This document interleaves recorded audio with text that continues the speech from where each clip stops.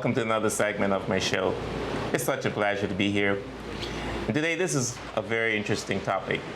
There are many people out there who are wondering, have I found the right person? Women are wondering, did I find the right man?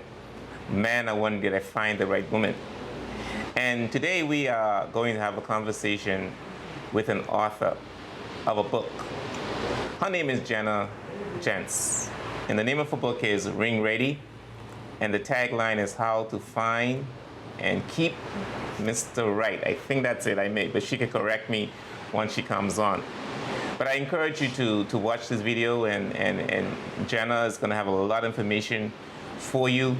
A lot of you are wondering, how do I know this is the right person? And I believe after today's conversation, you will know. You'll know what to do to keep this person as well. You know what I mean? You don't have to push yourself on this person. The things you do will make that person propose to you as well. So here we are, another segment of my show. Jena, welcome to my show. Thank you, Drex. It's good to be here. Yes. Now, Jena, before you start, I just want to compliment you on this book. I bought the book for my daughter. Yeah. I read the book. A wonderful, wonderful book I would recommend to anyone. Thank you. And I also want to say how proud I am of you. I know you was born in the Bahamas, but in your book, you said you consider Turks and Caicos your only home. And I intend to lie. I love that. Yep. I love that. There's so many people that come here and still do not consider Turks and Caicos their home. Right. But you put that in your book. You put that in writing. It's on my book. It's actually in the description on Amazon. There's no secret. Especially since I've been educated in various parts of the world. It's very important for me to tell everyone I know that Turks and Caicos is my home, regardless of where I was born, regardless of where I was educated. The Turks and Caicos will always be my only home. This is the place that gave me so many opportunities, and this is the place where I developed all of my most meaningful relationships, whether it was friendships, my marriage. I met my husband here, so there you go. Outside of the Turks and Caicos being just my home, it is a place that has truly given me all the desires of my heart. So yeah, it's extremely important for me to let everyone know that it's my only home. Yeah. But I want to publicly tell you how proud I am and to see your loyalty and patriotism towards Turks and Caicos. I really am proud of that. Thank you. Now, Jena, you wrote this book. It's been about 2 years now? Yes, I think that's about right. Mm-hmm. It's, coming up on 2 years. Yeah. Facebook always reminds me. Yes, they post the reminders. Yes. So, yes. Yes. What prompted you to write a book? Ring Ready. What prompted you? And how did you come with that name? The name. So I'll tell you how I got here first. Mm-hmm.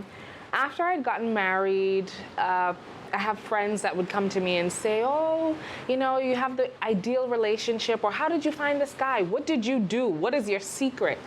And I got these questions. I started getting the questions more often. Mm-hmm. And I thought, I didn't do anything. Mm-hmm. But then I actually started thinking there were a set of patterns and sequences that actually led me to this point.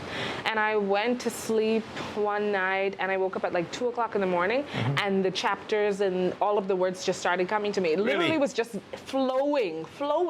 And I think I wrote about 4 chapters. By the time as I woke up, by the time as my husband woke up, it was around 6 o'clock. Mm-hmm. And when he woke up, he was like, because I was just on my phone, mm-hmm. Because it was dark, I didn't want to disturb him, so I was just writing it out on my phone.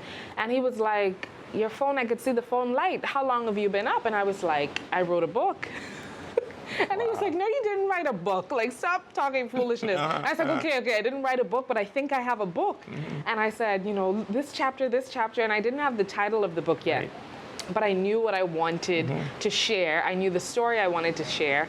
And I had already had so many chapters. And so when I woke up that morning, I just finished the book outline. I wrote all of the chapters, the titles of the chapters, and I just worked from there.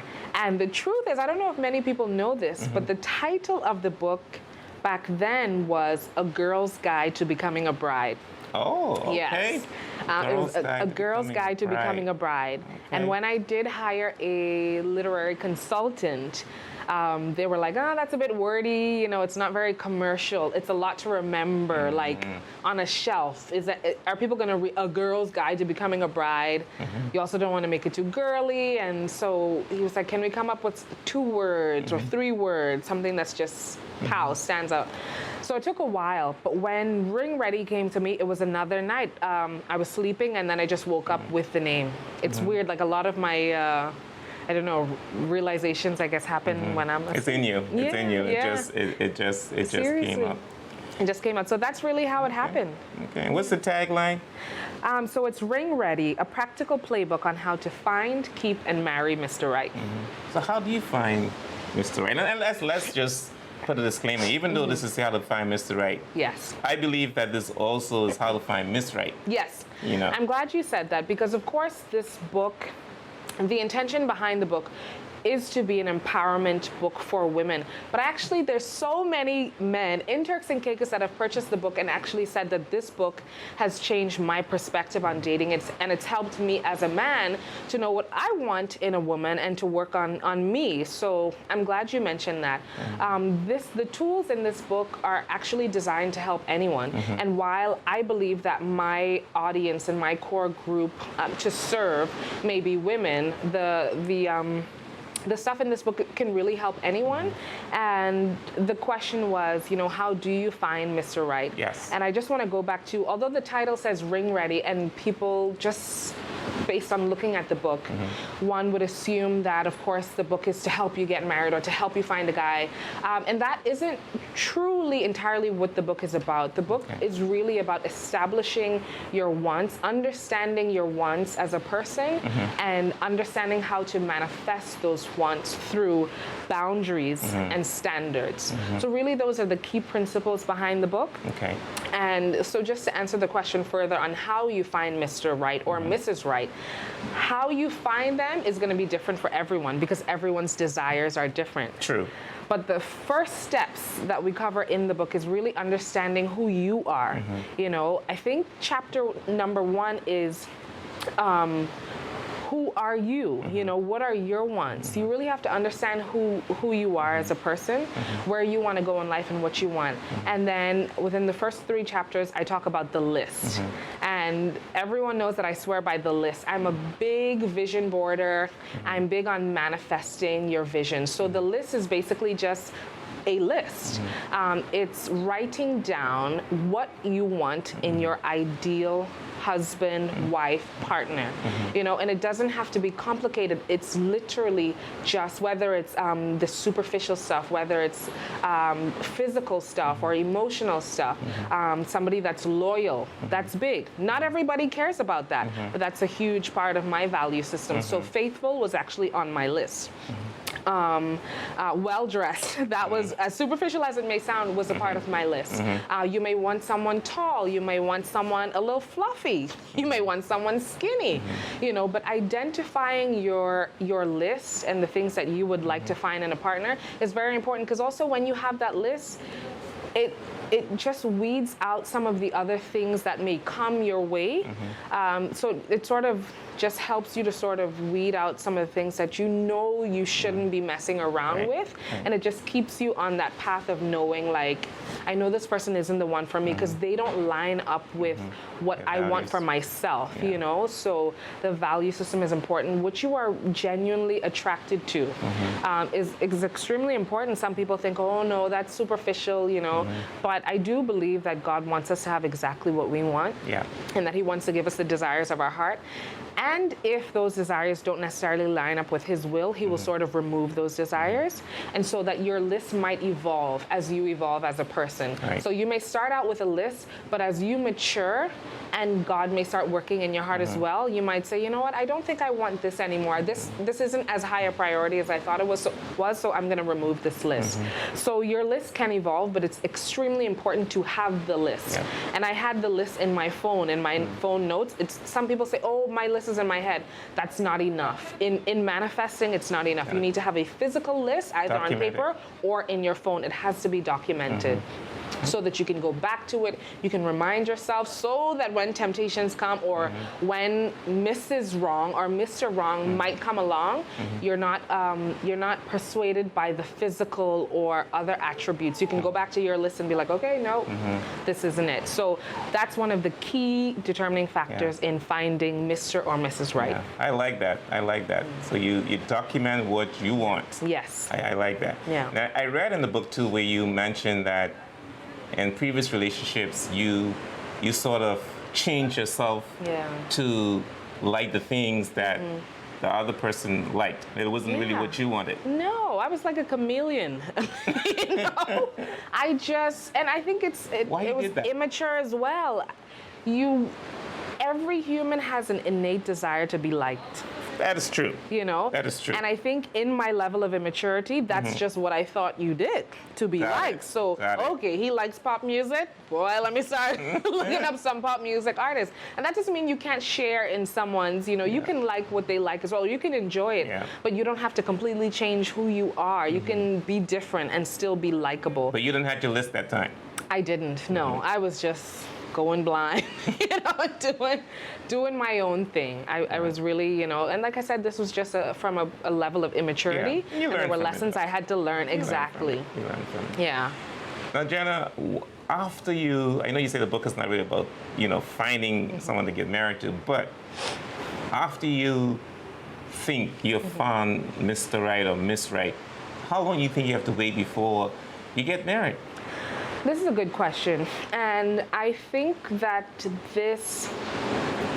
the answer to this question is highly personal, and I think it's dependent on several factors. Yes. Age is a big factor. So, for example, you may be dating in college. You know, you're in your 20s. So I can't say that you should only date 2 years, because at that young, I don't think anyone should really get married in their 20s. And honestly, I don't think so. I think there's so much more to learn. You have so much more maturing to do.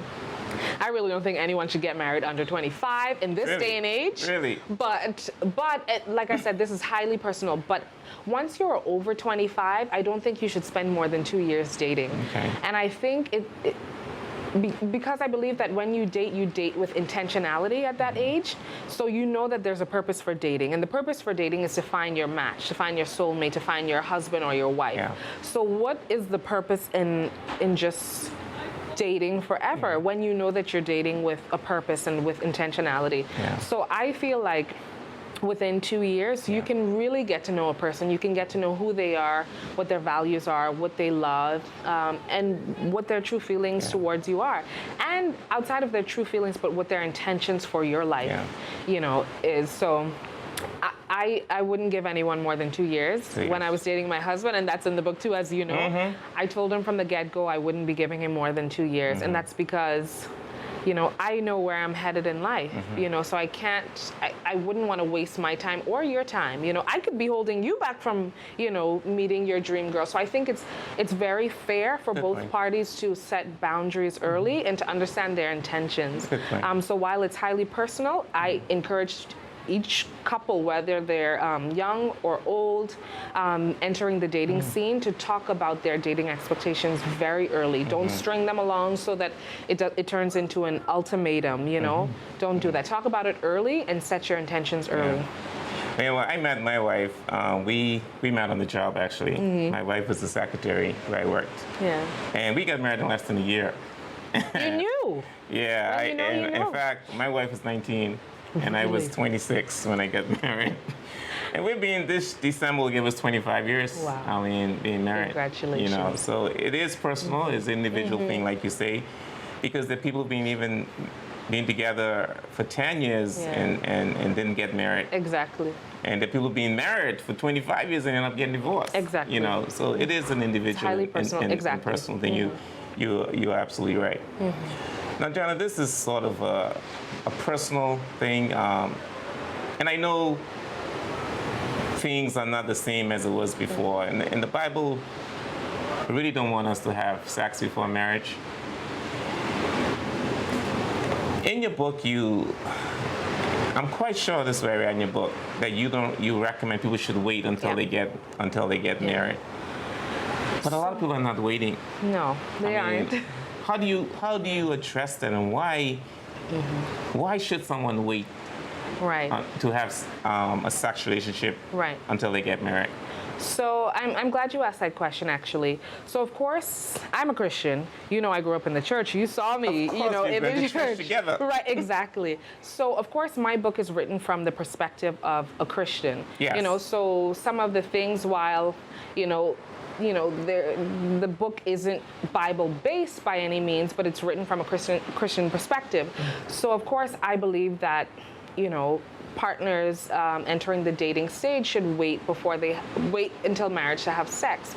But once again, I do think that this is a highly personal decision, and while it might depend on your own religious beliefs and your value systems, I want to say that regardless of your religious beliefs or your value systems, if you do not wait until marriage to have sex, you should at least consider waiting for a long time before you decide to pursue a sexual relationship with your partner.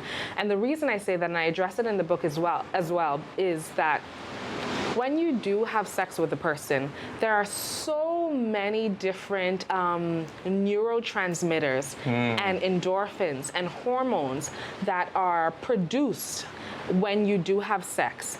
And because of those endorphins and neurotransmitters like dopamine and oxytocin, they cause you to feel a high sense of euphoria and pleasure, and they can also cause you to feel feelings of trust and a huge sense of loyalty, and they create bonds. So they call the hormones like serotonin and dopamine and oxytocin, they call them the happy hormones, because they really make you feel happy and euphoric.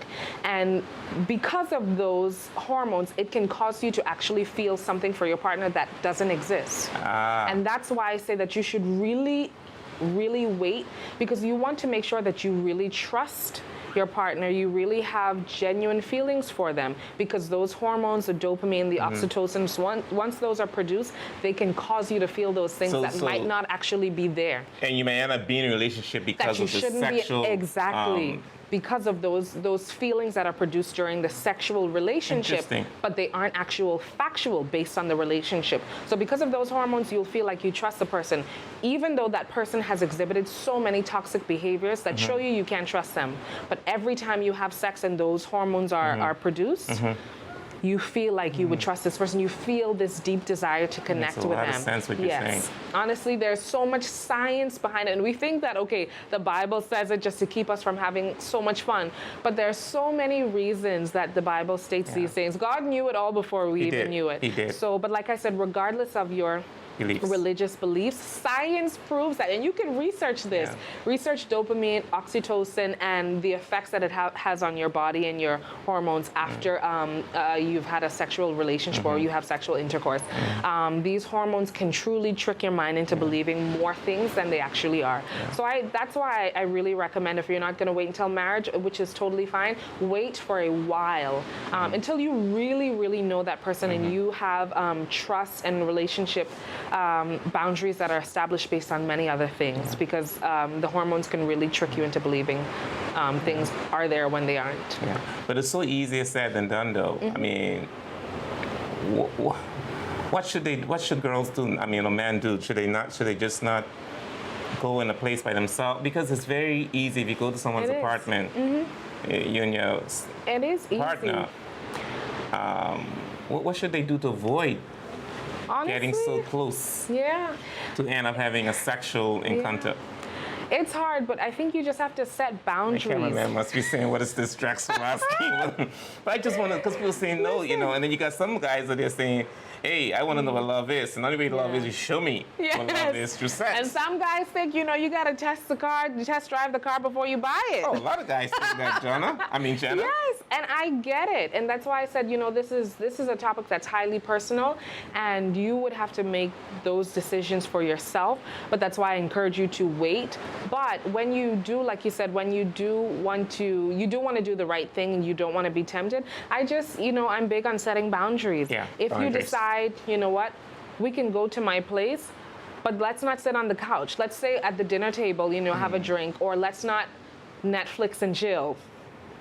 Because you know where that's going to lead you. Just set boundaries on the dinner table. I get that. But I'm just saying, when you have a desire to abstain and you set boundaries, you won't break them. Gotcha. Because of course you could end up doing it in the car too. You're right. But when you set up boundaries, my husband offered me a key to his house. I didn't take it. And we were sleeping in separate bedrooms at the point in time where we were engaged and we moved in together. We just set up certain boundaries.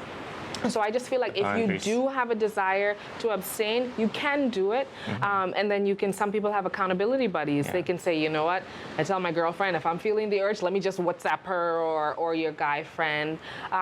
It's entirely up to you. And you may slip. That's okay, Yeah, you know? yeah. That's okay, but Yeah. just get back to the boundaries. Get Yeah. back to your, you know, your accountability partners or whatever it Yeah. is. They're of great value and they're really Yeah. important. So Okay. if you slip, don't beat yourself up. Don't be ashamed. Just get back to your boundaries. True. I like that. So setting boundaries and being disciplined and maintaining your boundaries. Exactly. I like it. I like it.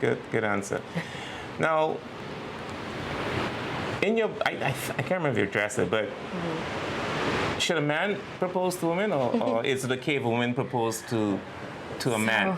This is a anything really wrong? good question. Huh? I was on it was like a conference. I was one of the speakers at this conference, and this was one of the questions. And this is a very controversial topic because of actually one of the ladies who was a part of the audience, you know, came on and was like, I proposed to my husband and we've been married 15 years now. And, you know, it's very controversial because, of course, that lady wanted to say it is okay. And going back to this thing, it is personal. It's a personal decision. I personally believe that men should propose. Okay. But I come from a more traditional background, and that's what I want for my home. I still believe that my husband is the leader of our family. Granted, I am also a leader in our family. So if you look at it from an organizational chart point of view, he's the CEO, I'm the COO. So we both have different levels of leadership. Got it. But I have to be able to trust his decisions as a leader. And the way I feel about it is, if I cannot trust you as a leader and a man to make the most important decision of your life, which is to decide whether you want to spend the rest of your life with me, then I cannot trust you to lead my home, you know, and to lead my organization, whether you decide to be business partners and just take on other projects together. To me, it's extremely important that you trust the wisdom and the guidance of the person that you want to be a leader in your life. And like I said, some people think, oh, that's archaic. You know, women are leaders as well. And like I said, of course we are. It's the organizational chart isn't based on importance. It's based on responsibility. So I have a responsibility to him. He has a responsibility to God, right? So for me, I say I don't like to see women proposing to men. I want to be able to trust that a man has leadership abilities. And you know, as a leader, good leaders make decisions quickly.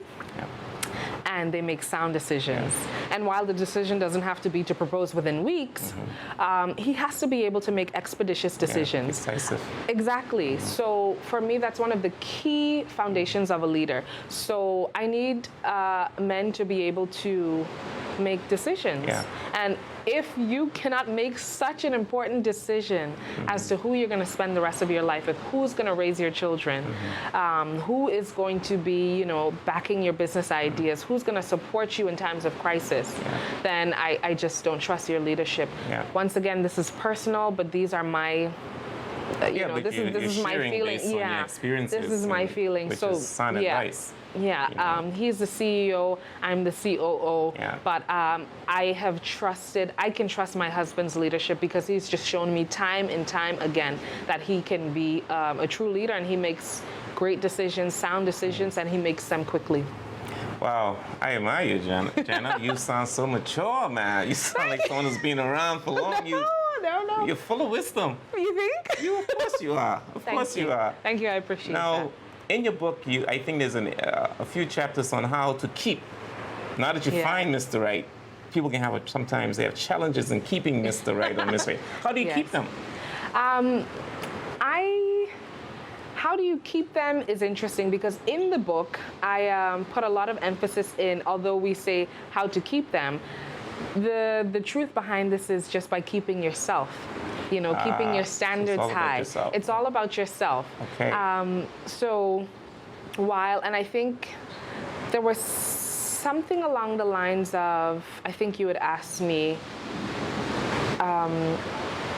how do you keep a man interested, right? And which is, yes, based on the question you just asked me, our job is not to keep him interested, but to keep ourselves interesting, right? So once you keep yourself interesting, your partner automatically will become interested. Exactly. I got you. So I never want women to feel like they have to do anything to keep a man interested.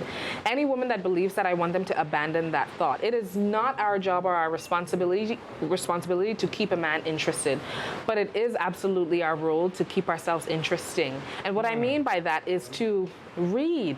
Take a course, take a free course. Just constantly teach yourself something, just for your own self. Like, be an interesting individual. Whether you're taking a painting class or you have your own girlfriends, have a life outside of your husband or children. So be like a hobby? Have hobbies, have your own desires. I think it's very easy once you get married or once you are in a committed relationship to be consumed by that relationship, which is why I put a lot of emphasis on telling women to still do your own thing, have your own desires, have your own dreams, because that's what makes you interesting as a person. That's who you are. Yes. So, I read different things that my husband reads. We're interested in different types of books. We like different things, but when we have conversations, they're always interesting because I bring a different level of perspective than he does. So you complement each other. Exactly. But so I always work on, not being interesting for him, but for myself. I like learning. I like, I'll take a golf class. I sign up for the ladies' golf scramble, so I'll do golfing with ladies. I do a little, cocktail class, mixology class. So I just do different things that I like, but I think they keep me interesting as a sister, as a friend, as a wife, as an employer. All of these things just keep you interesting as a human. So I just encourage women to just constantly evolve, learn, do things, take up new hobbies, be interesting. Be interesting. I like that. Yeah. I like that. And when we first got married, we got married on December 28th. Nice. And so every 28th, I used to get something for my wife. We were in Canada. Really sweet. We were in Canada. Nice. And then maybe after 2 years, I stopped doing it. But I think what we need to do is to be consistent. Yeah. Whatever we do, be consistent. Because sometimes we start things off so well, and then you're having children in the marriage, and then you got to take care of them. So I like what you say. Keep yourself interesting. Yeah. Very, very good point. People will always be interested in you when you're interesting. Yes. Yeah. Yes. So take the focus on them and put it on you. Yes. And keep evolving. Yes. And I think you'll be in your book. You mentioned that you had a ceremony before your official marriage. Yes. Tell us about that. And why did you do that? So we got legally married before our wedding, and I was talking to a friend the other day actually who was engaged, and she wants to do the same thing, and she said actually a lot of couples are deciding to do that. I think it takes a lot of the pressure off a couple. It can be so much stress leading up to the wedding day to have everything done right and everything done perfectly and get this done, that it is so not even about the couple anymore. So my husband and I just decided to get legally married before our big wedding day so that we could have something that was just for us. Also, we were, like I said, as we were planning the wedding, we were living together. And although we were setting our boundaries, we were like, man, let's just do this. Let's just do this thing. We're getting married. We know we want each other. Let's hurry up so we can sleep in the same bed. So how long? I like that. You're making me laugh, Jana. Sorry, I keep calling your sister's name Jana. That's okay. So how long did you? So you got married in September, right? And when did you have the first legal ceremony? So, like how many months? Right. We got legally married in April. In April. Yes, and so then we had the wedding in September. Yes. Oh, okay. Yeah. Okay. So we were married. That's different. That is different, but I love it. Yeah. I love it. It was just Robin's parents, my parents, and Pastor Bradley. That was it. So when do you celebrate your wedding anniversary? April or September? September, because the key word is my wedding anniversary. While I got married in April, I didn't have a wedding. Gotcha. So I had a marriage ceremony and a blessing, but I had my wedding in September. And our wedding is what we celebrate because that's what we did with our family and friends, and that is memorable, and that's what we want to celebrate. But we always know that April, is our thing. Okay. It's just him and I. It was just our thing. But we celebrate in September because that was our wedding day. That was truly our wedding day. That's when I wore my white dress and he was dressed up, and we celebrated in front of, our closest family and friends. So, yeah, that's what we consider our wedding day. I love it. I love it. Are there any areas that we have not touched that you'd like to share with us? I think we covered the gist of the book, but I would just want to emphasize in reflecting on who you are and evolving as a person. And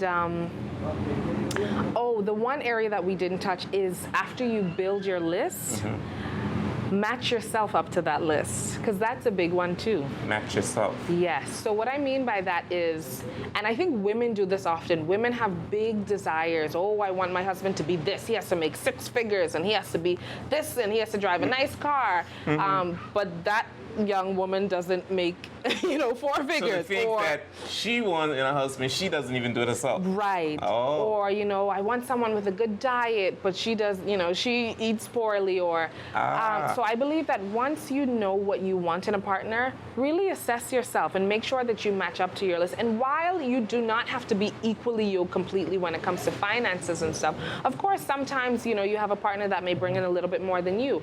But the key is to actually have a desire to get there. If you want somebody who is striving and hardworking and passionate and is a go-getter, then be that as well. Be ambitious. You may not make 6 figures like he does, but you're striving towards that. You're going to your employer and saying, you know what, I want to take on more responsibility. I want to grow with this company. Or you decide to start your own business, But it's extremely important to, once you know what you want, make sure that you at least match up to that list. You owe it to yourself to become the best version of you, since you are looking for the best version of your partner.